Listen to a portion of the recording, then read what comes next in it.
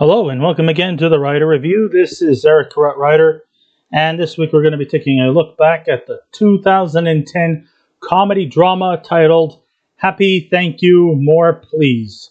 Now, Happy Thank You More Please runs for 1 hour and 39 minutes long. It is directed by the star of How I Met Your Mother. Yes, that's right, Ted Mosby himself, Josh Radnor, directed this movie.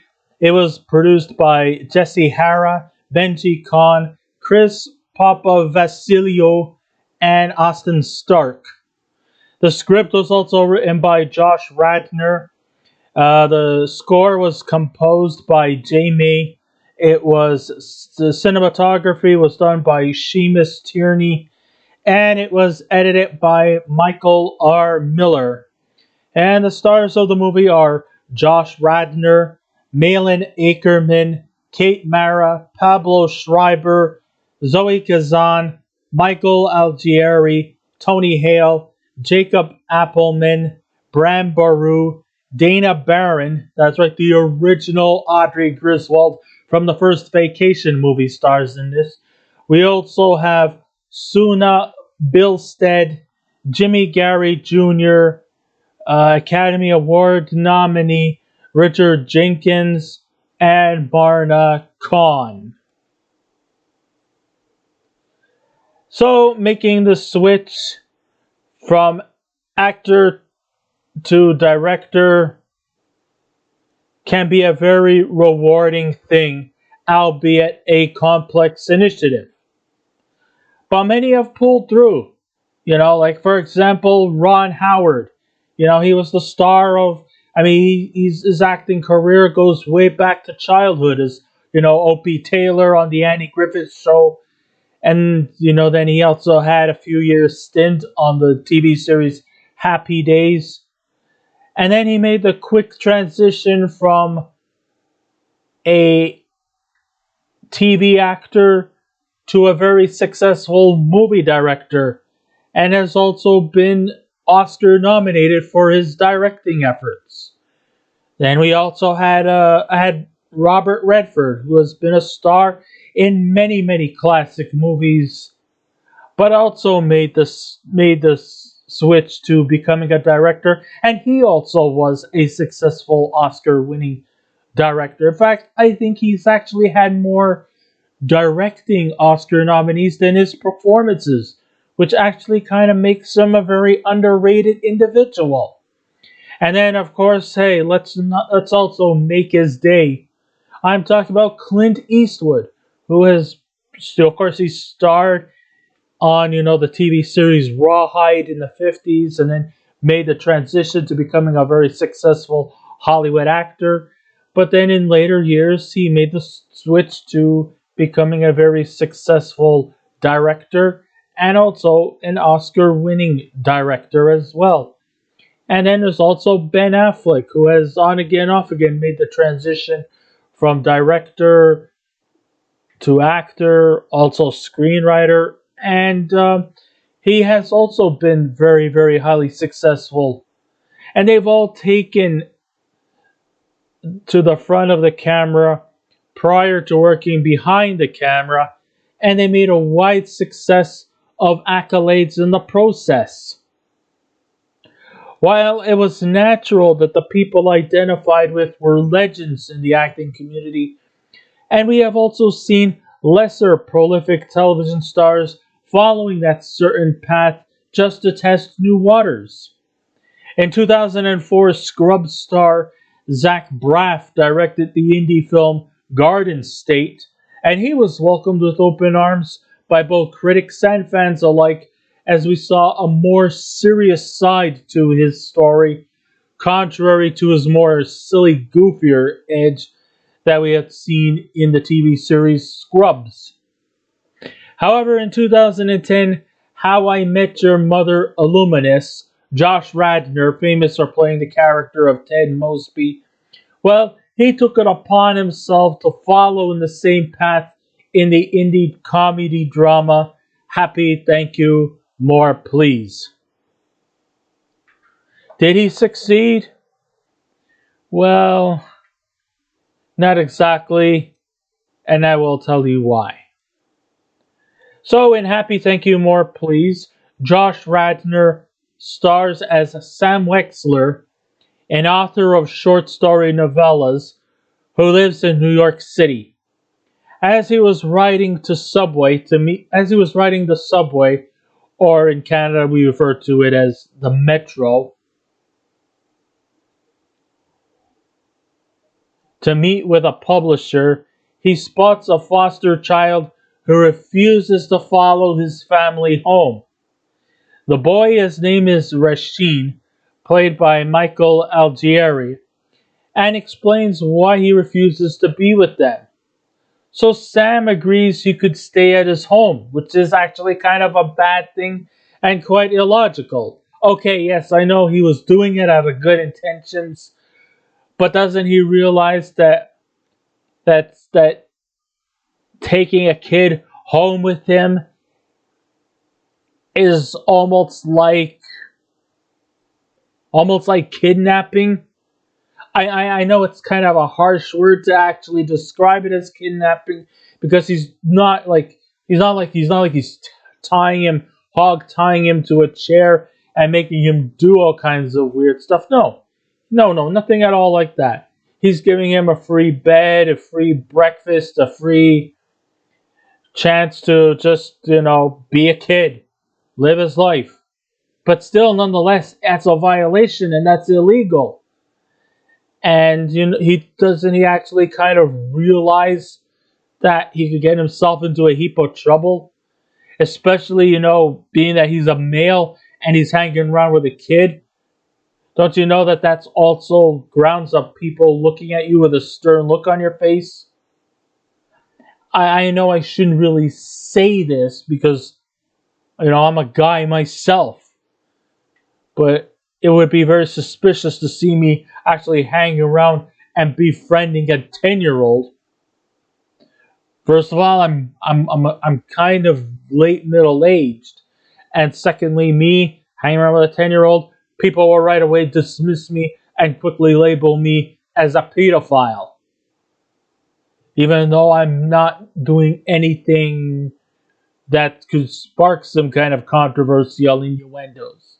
But still, people will stare and snicker and maybe even badmouth me.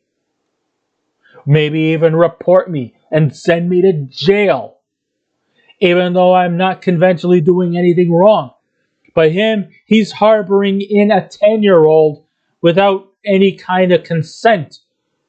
Okay, yes, I understand he's doing it out of good intentions, but still, and he's actually nurturing the kid very well, like a son of his own, but still, you know, that's still kidnapping, whether he wants to admit it or not. He even invites him to a party thrown by his confidant named Annie, played by Malin Ackerman, who is suffering from alopecia, which is an illness that causes your hair to fade out, causes you to go bald.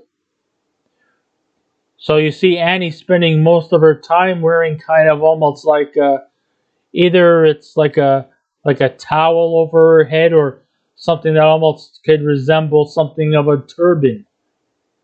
Even though she's not Muslim, but still, she probably is embarrassed by the fact that her hair is fading out quickly.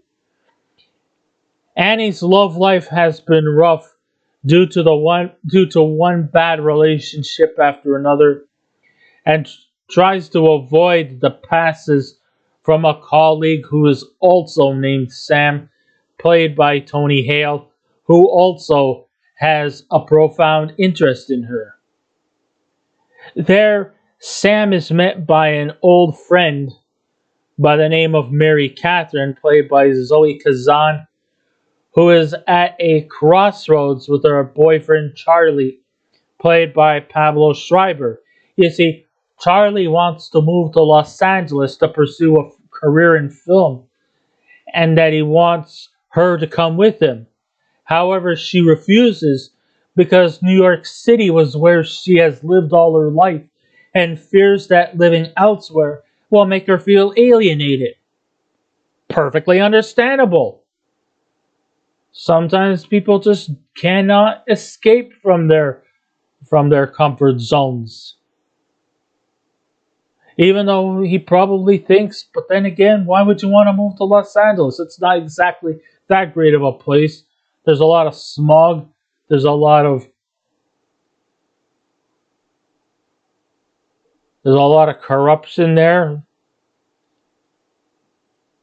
Why? Just because of it was because in all kinds of cliches that Hollywood is the place to go where you want to become a big time movie star. What's wrong with just being a New York City Broadway star? Sometimes I think the theater is much more comforting than the cinemas. I'm just saying. But hey, that's his decision, and it's just up to them to try to work things out. Though I'm going to throw a bone at him and say that this is his first directing gig. I'm sure he'll get better if he wishes to continue the path of directing movies. Radnor decided to go for the more slice of life plot rather than the more whimsical or spontaneous stories that would gravitate to more viewers. Instead, we focus on real characters faced with tough situations that many young adults go through in real life. So we do see a big slice of life in the narrative, being that that means that we are seeing real characters faced with real situations, especially when you're of the younger sorts, like when you're in your 20s or 30s. Where, I mean, that's the time of the life when you're in your mid to late 20s of which direction you want to go through in life. It's only by the time you reach your 30s and 40s is when you've settled. Your 50s and 60s is pretty much of how long you wish to last. And then in your 70s and 80s, you just want to let go.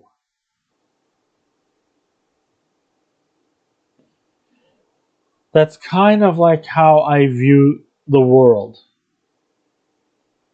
The whole slice of life stories may seem to be commonplace for indie movies and made for television fare like on the Hallmark Channel. So it seems Radnor has decided to make this type of genre his home.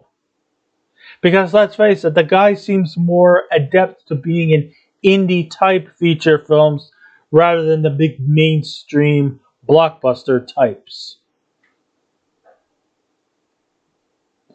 And even though it might not be everyone's cup of tea, movies of this caliber are actually quite complex, especially when trying to keep everything real. Though the movie itself may have a positive message at the end, there are quite a lot of flaws that need to be looked at. I think one of the biggest mistakes comes right from the opening minutes coming into this movie. We see Sam arbitrarily take this kid to his apartment as a house just like that. As a house guest just like that. Without any consequences. But mind you, the adoption agency is gonna eventually catch on. They are gonna track this boy down. And he could be into a heap of a lot of trouble for kidnapping. Though I don't like to use that word, it's pretty much what it is. I mean, are you that gullible? He makes a poorly efforted police report and then just brings them into his place without realizing there might be some serious repercussions behind that. I mean, sure, he was kind of like a good father figure to this regime, even letting him do something that he has a great passion, a great talent for. Yes, it appears that Rasheen is a great artist. And he can also draw some pretty great creations on a piece of paper, which actually might give him an impression that he might be interested in pursuing a career in art. And if this is his step in the right direction in his pursuit to take a career in art, so be it. And sure, he's caring for him and nurturing him and looking out for him. Still, just bringing a kid into your own home, it's just not right. I mean, I'm not saying what you're doing was bad or menacing, but it's gullible.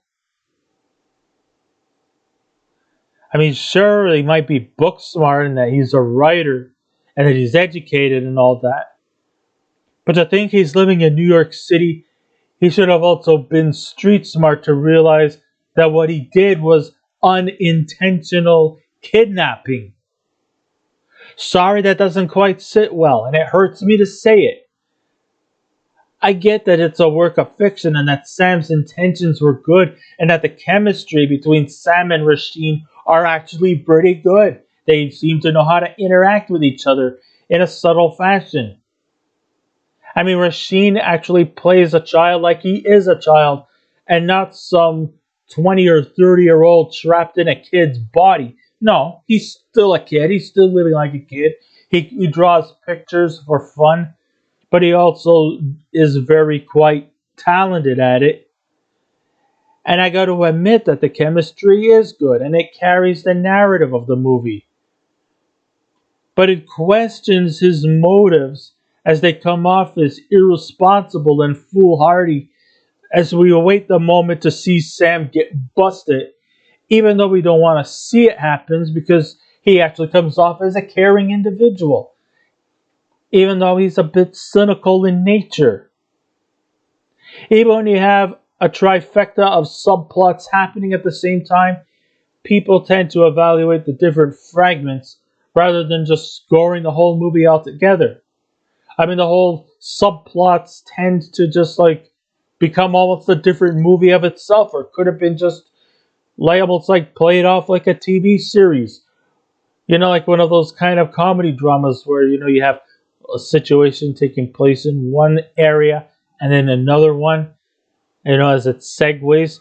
That's kind of like what I see in that as well. Now, some of these subplots were interesting, and there's some that I just couldn't give a flying fuck about. To be honest, I really couldn't care less about the Mary, Catherine, and Charlie story. I never understood all the conflict between the New York City and Los Angeles debacle. In the end, they're just a bunch of big city labyrinths of skyscrapers and and just a place where you can easily get lost in. It's basically just an epicenter where rich people live because, they're two of the largest cities in North America. And the story between Mary, Catherine, and Charlie just don't have any kind of spark. It's convoluted and it's been done to death time and time again. The best subplot by far has to do with Annie's story. And it's not just because of her rare condition where she's losing her hair and she's going bald. No. But because her character seems to be a very well developed one, and her affection towards Sam number 2 comes off as sweet and charming. And in spite of Sam 1 coming off as a person letting a child stay at his place, which is against his better judgment, he still comes across as a boring, pathetic individual we have seen in other movies before. Which is too bad because it was the main subplot. I mean, just a guy harboring in a kidnapped kid who doesn't want to go back to the orphanage. And he doesn't really offer anything that interesting. So for a movie that's billed as a comedy drama, there's really hardly much comedy. And that's the thing I get off of this movie. Now, even though I was a big fan of How I Met Your Mother, it is easily a great classic sitcom. But however, wouldn't it have been better if maybe somebody like Neil Patrick Harris would have been the ideal choice for the role of Sam Wexler? Personally, I think he probably would have been a better choice. Because let's face it, Radnor's character, Ted Mosby, was the weakest of the main characters on that show. I didn't go into this movie with high expectations to begin with. But to be fair, there is a lot of promise if Radnor wants to continue the path of directing future movies. Remember, this was his debut, so we'll give him a little bit of a free pass there. But I can't do too much because this movie was heavily flawed.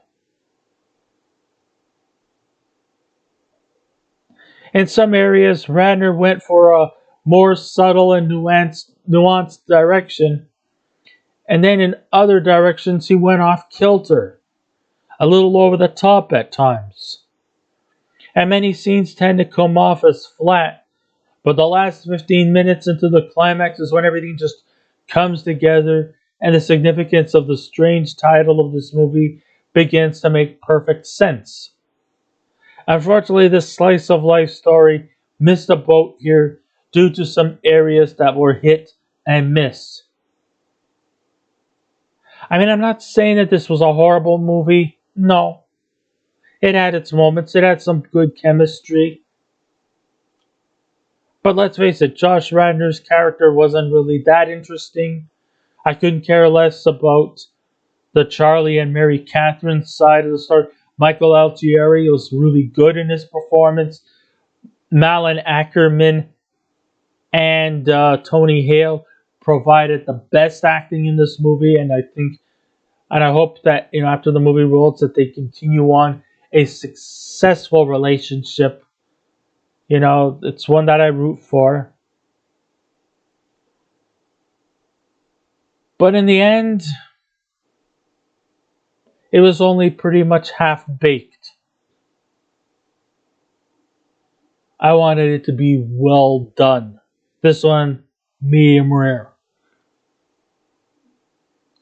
And I don't like medium rare stuff.